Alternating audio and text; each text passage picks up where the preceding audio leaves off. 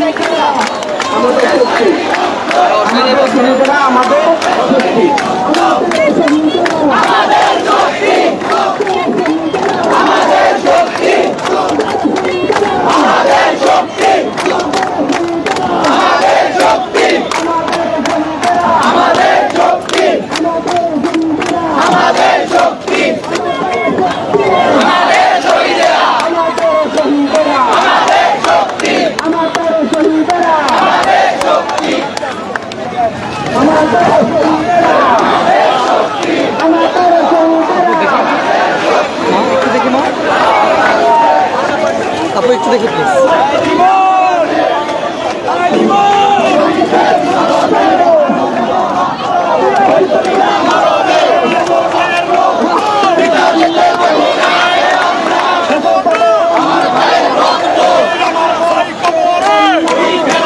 সুপ্রিয় দর্শক, আপনারা দেখছেন যে আসলে যে শহীদ মার্চটি রয়েছে সেই কর্মসূচিকে কেন্দ্র করে বিভিন্ন শিক্ষা প্রতিষ্ঠানের পাশাপাশি যেই বিশ্ববিদ্যালয়গুলো রয়েছে এবং তার সাথে যেই সাধারণ উৎসুক জনতা রয়েছে এবং বিভিন্ন দল ধর্ম গোত্র সব বাদ দিয়ে সবাই একত্রিত হয়ে আজকে এই শহীদের মার্চ যেই কর্মসূচিটি আছে সেটি বাস্তবায়নের লক্ষ্যে সবাই রাজু ভাস্কর্যের সামনে একত্রিত হয়েছেন। এবং আপনারা দেখছেন যে সাধারণ শিক্ষার্থীদের পাশাপাশি যে উৎসুক জনতার দল দেখা যাচ্ছে যেই সেটা আসলে ভাষায় প্রকাশ করার মতো না।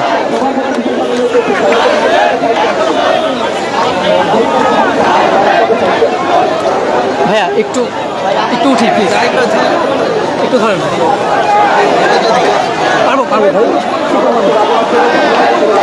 থ্যাংক ইউ ভাই।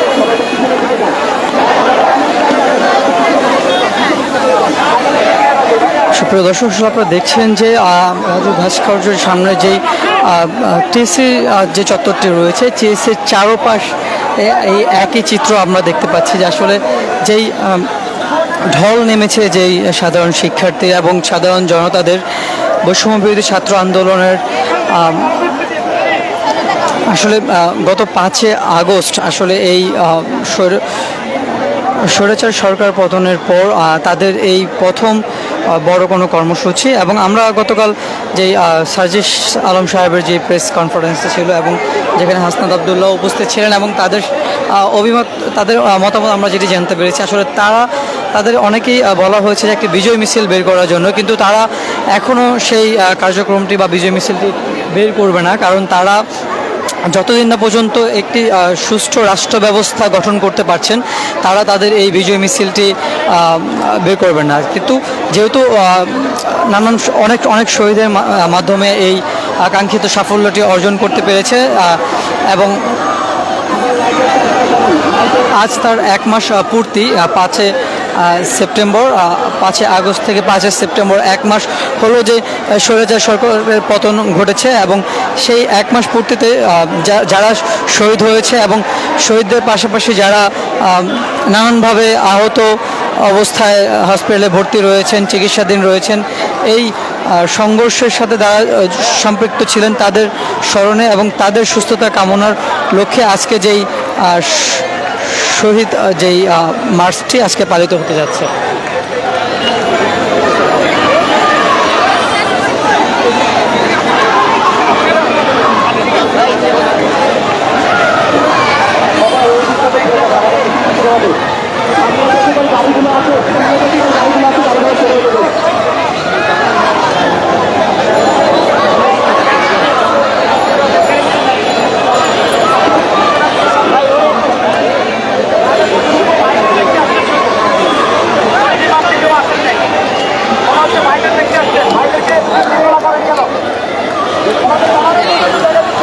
আজকে তাদের এই কর্মসূচি বাস্তবায়ন করতে আসলে ঢাকার বিভিন্ন এলাকা থেকে এবং দেশের বিভিন্ন অঞ্চল থেকেও সাধারণ শিক্ষার্থীরা এবং উৎসুক জনতারা আসলে এখানে একত্রিত হয়েছেন।